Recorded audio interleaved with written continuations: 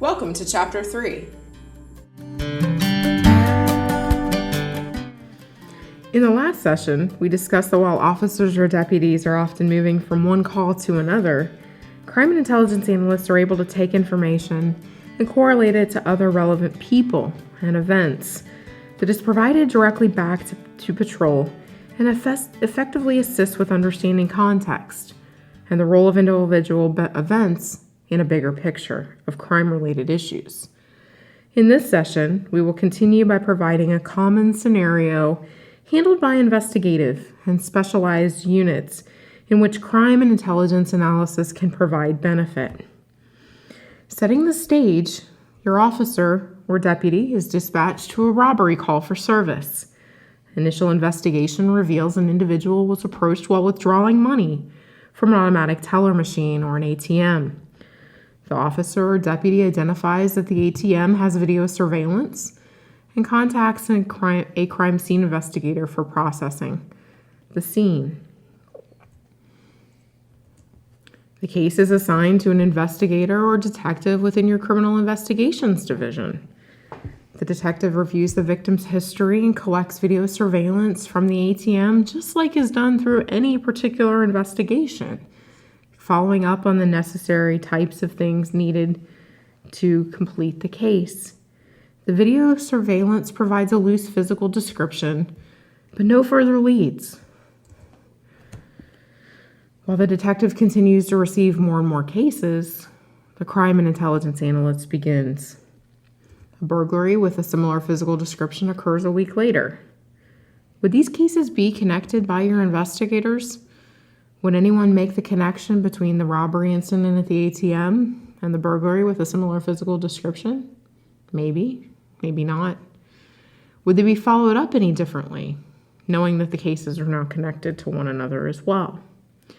From the limited amount of information that exists here, the robbery of the individual at the ATM machine and the burglary with a similar physical description, the analyst at a very basic level is able to identify a potential list of suspects based on the physical description and the past criminal history as well.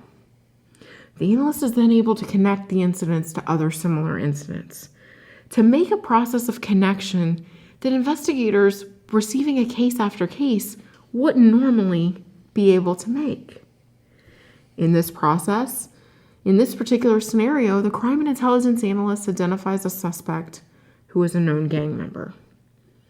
From this information, the analyst connects the known gang member to his or her associations.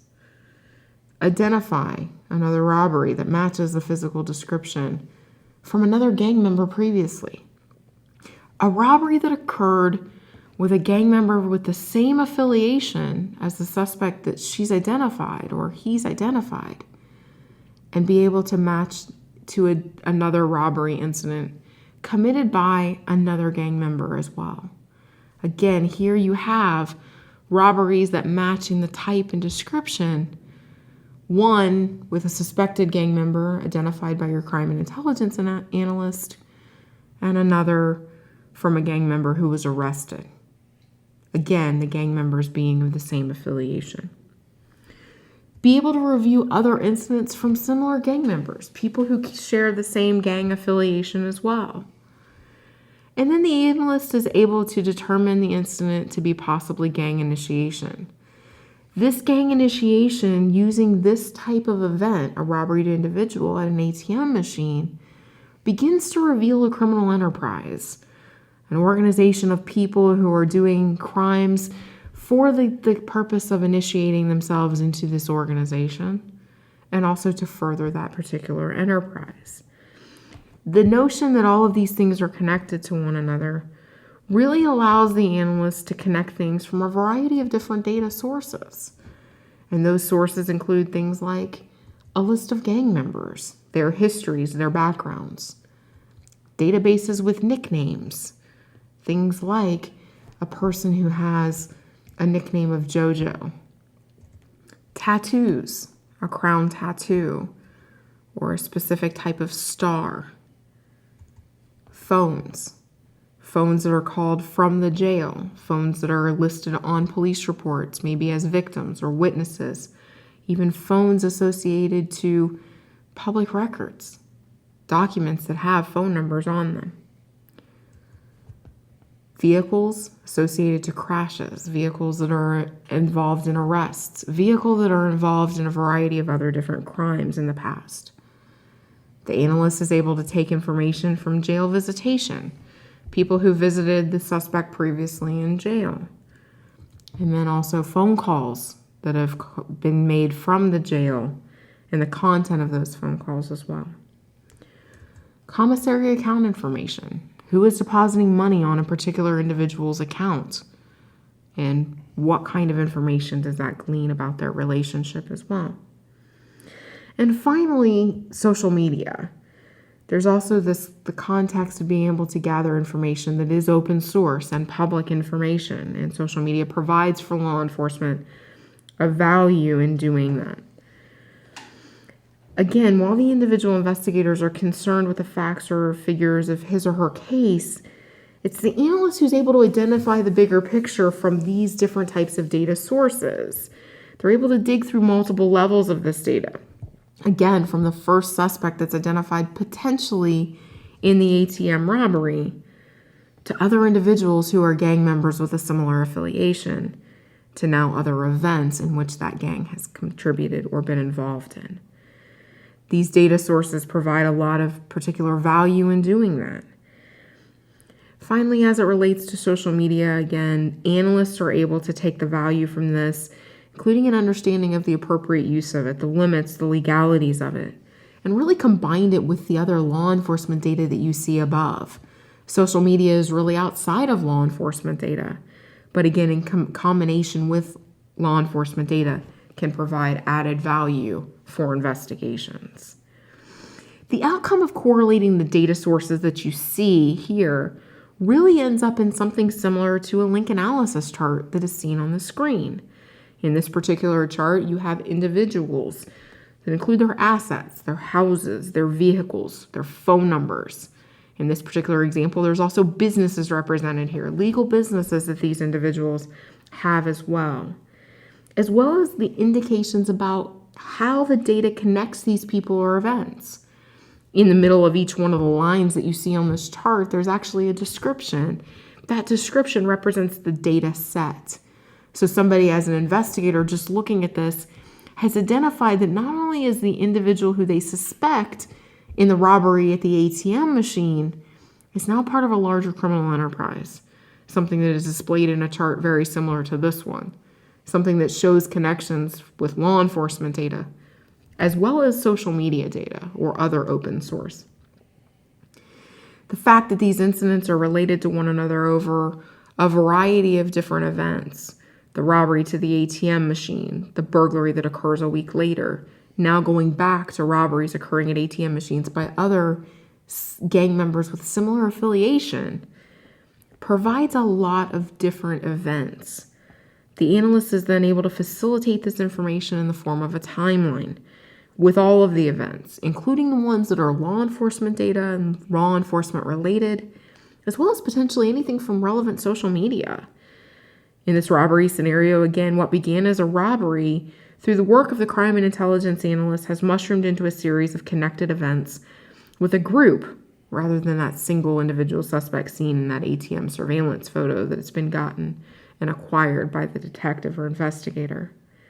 In many departments, the transition from a single individual to group related to robbery and burglary, even gang members, usually initiates some sort of task force operation of subject matter experts or elicits the importance and value of specialized units. To that end, as many investigations expand into include specialized units such as narcotics, gang investigations, violent crimes, or task forces with subject matter experts, the expertise of crime and intelligence analysts also diversify to include deeper analysis. Some of the things that analysts are able to do when it comes to these specialized units, these unique task forces or groups of individuals with unique skill sets, analysts are able to truly diversify to include deeper analysis. They are able to expand link analysis charts to show secondary and tertiary degree associations, use a variety of disparate data sources, some that we just discussed previously, and even more data sources that are able to expand these charts from just single individuals and their associates to maybe even secondary and third associations. The analyst is able to integrate advanced mapping techniques for things such as cell phone data that fit into the larger picture. Cell phone data and cell phone mapping is a large part of analysis efforts these days, especially as cell phone technology continues to expand. And to be able to integrate it into advanced mapping shows where people are at places and times using that data that's been acquired through subpoenas and other types of means. Analysts are able to really start investigating the content of jail phone calls and jail visitation. It's more than just knowing that these events exist, but really being able to get the events and the information.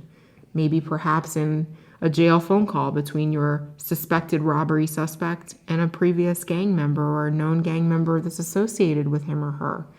They talk about robbing individuals as gang initiation. The content of those phone calls is something that analysts can pull out and incorporate to provide value and understanding for you. The power of crime and intelligence analysts for this type of discovery and analysis is really truly their trained ability to link data sources that are not normally linked together, as well as develop this context and this understanding rather than the notion that it simply exists. It's more than just knowing that the suspect called the individual from the jail previously. It's about what they talked about. Analysts conducting this level of depth and analysis allow for investigators to utilize this information by going out and cultivating more information to continue to build the bigger picture identified by the analyst. As kind of a follow-up, again, you can use effective clues for efficient and effective interviewing by investigators. The more information an analyst provide, the more that investigators can go out and get more information that can fit into the bigger picture. As a follow-up, the role of crime and intelligence analysts in support of investigative units consists on integrating data from a variety of sources, including law enforcement data as well as corrections-related data, and even social media data, some of which is for the purpose of identifying persons of interest based on a variety of factors, including but not limited to description and criminal history, linking individuals to associates and associates' criminal activity, and then linking individuals to events and other events that may be involved. While investigators are focused on their specific investigation, the development of analysis by the analyst provides a bigger and broader picture of the crime problem that you have going on. What initiated as a single robbery is now part of a criminal enterprise. Analysts in support of specialized units are conducting greater depth, providing greater level of connections by persons and events, providing deeper context to information rather than simply knowing that it exists, providing context and information that makes interviewing poignant and efficient and effective. Ultimately, analysts conducting this type of depth and context allow for investigators to focus on continually gathering information and continually following up on leads. That concludes Chapter 3. Welcome to Chapter 4.